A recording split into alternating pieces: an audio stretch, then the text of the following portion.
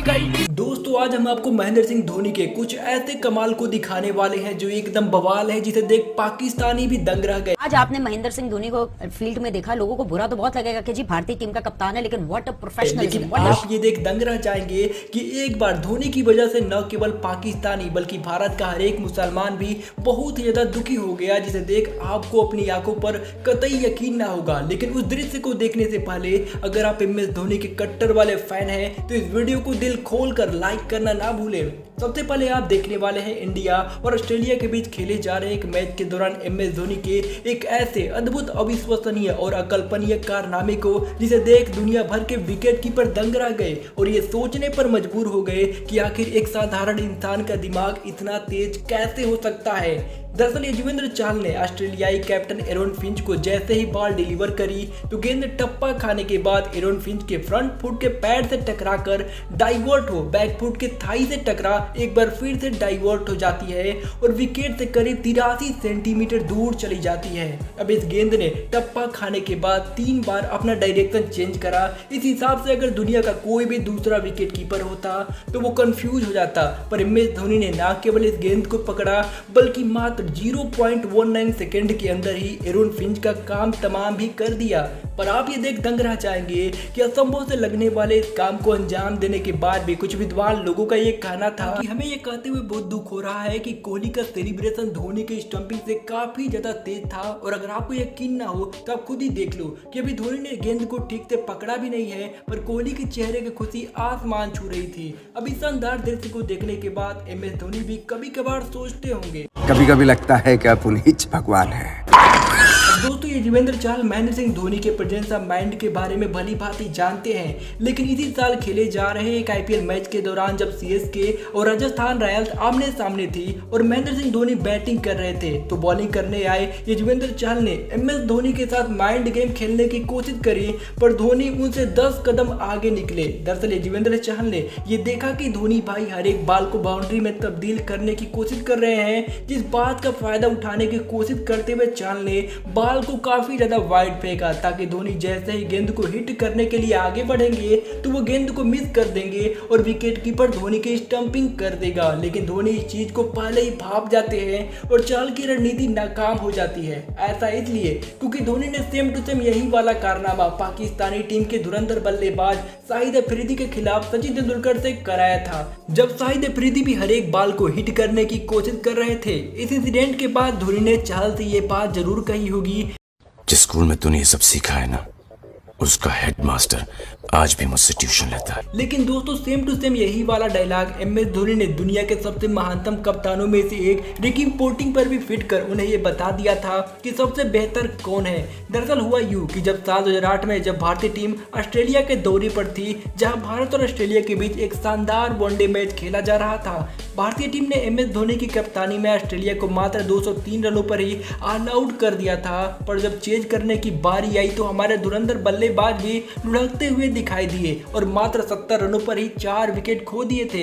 अब क्रीज पर बल्लेबाजी करने आए थे भारतीय टीम के कप्तान महेंद्र सिंह धोनी, जिन्हें रन स्कोर करने से रोकने और उन्हें आउट करने के लिए रिकी पोंटिंग ने मिचेल जॉनसन के ओवर के दौरान एक दिलचस्प फील्ड सेटिंग लेकर आए और महेंद्र सिंह धोनी के ऑफ साइड पर 8 क्षेत्ररक्षक यानी 8 फील्डरों को खड़ा कर दिया। इस दृश्य को देखकर सभी हैरान थे कि आखिर रिकी पोंटिंग करना क्या चाहते हैं। लेकिन रिकी पोंटिंग के चक्रव्यूह को देख महेंद्र सिंह धोनी हैरान होने के बजाय अपना प्लान पूरी तरह से तैयार कर चुके थे और बारी थी उसे आजमाने की। गेंदबाज ने फील्ड के अनुसार ही गेंद ऑफ साइड में फेंकी, मगर धोनी इनके उस्ताद निकले क्योंकि वो खुद ही ऑफ में बाहर निकल गए और मिचेल जॉनसन की गेंद को धीरे से लेग साइड की तरफ खेल दिया, जिधर एक भी फील्डर मौजूद नहीं थे। गेंद धीरे धीरे बाउंड्री की तरफ बढ़ रही थी तो वहीं गेंद के पीछे विकेट कीपर एडम गिलक्रिस्ट भाग रहे थे, पर जब तक गिलक्रिस्ट गेंद को पकड़ पाते तब तक धोनी 3 रन भाग चुके थे। अब इस तरह से उन्होंने ऑस्ट्रेलियाई कप्तान के प्लान की हवा निकाल दी थी और उन्हें ये बता दिया कि जाओ अपने हाथ में और सफाई पैदा करो, जाओ। लेकिन दोस्तों अब देखने वाले हैं उस दृश्य को जिसे देख पाकिस्तानी लोग नाराज तो हुए ही थे, पर उससे ज्यादा दुखी खुद हमारे भारत के लगभग सभी मुसलमान जो कुरान को ही अपना सब कुछ मानते हैं वो हुए थे। और इस वाकये का जिक्र खुद महेंद्र सिंह धोनी ने अपने मुंह से बोलकर किया था, जिसे आप सुनने वाले हैं। दरअसल ये वाकया उस इंटरव्यू से जुड़ा है जिसे जानी मानी एक्ट्रेस और मशहूर एंकर मंदिरा बेदी ने लिया था। मंदिरा ने धोनी से पूछा कि अब की जिंदगी का खास लम्हा कौन सा है, तो महेंद्र सिंह धोनी ने साल 2007 को याद करते हुए कहा कि जब साल 2007 का वर्ल्ड कप जीतकर वो इंडिया लौटे थे, पर फ्लाइट लैंड होने के बाद मैंने बाहर देखा तो आसमान में बादल थे और खूब तेज बारिश हो रही थी। मुझे उम्मीद नहीं थी कि कोई एयरपोर्ट पर हमारे स्वागत के लिए होगा भी। मैंने साथी खिलाड़ियों से कहा कि हम सब अपने घर की टिकट बुक कर लेंगे, पर मेरा अंदाजा पूरी तरह से गलत था क्योंकि हम अभी इमिग्रेशन तक पहुंचे भी नहीं थे और वहां उम्मीद से ज्यादा लोग हमारे इंतजार में खड़े थे। वहां एक ओपन डबल डेकर बस हमारे लिए खड़ी थी जिस पर खड़े होकर हम एयरपोर्ट से वानखेड़े स्टेडियम की तरफ निकल गए। पर जैसे ही हम मरीन ड्राइव पहुंचे तो वहां पर हजारों गाड़ियां पार्क थी और हजारों लोग हमारा वेट कर रहे थे, हमारी तस्वीरें ले रहे थे। मुझे नहीं मालूम उस दिन कितने लोग समय पर ऑफिस नहीं पहुंच पाए और न जाने कितने लोगों की फ्लाइट मिस हो गई, लेकिन हमें देखकर उन सबके चेहरे पर एक अलग तरह की मुस्कान थी और ये मेरी जिंदगी का पहला खास लम्हा था। महेंद्र सिंह धोनी यही नहीं रुके, इन्होंने मंदिरा बेदी से उस इंसिडेंट का भी जिक्र कर दिया जो बहुत ही ज्यादा लोगों को बुरा लगा होगा। उन्होंने कहा ये साल 2011 की बात है, फाइनल मैच खेला जा रहा था, मैं और युवराज क्रीज पर थे और बैटिंग कर रहे थे। अब हमें जीत के लिए मात्र 10 से 15 रन चाहिए थे और तभी उस वक्त हमारे कानों में एक आवाज आती है। ये आवाज उन 30 से 40 हजार लोगों की थी जो एक लय में वंदे मातरम गा रहे थे। वो मेरे जीवन का दूसरा सबसे खास लम्हा था।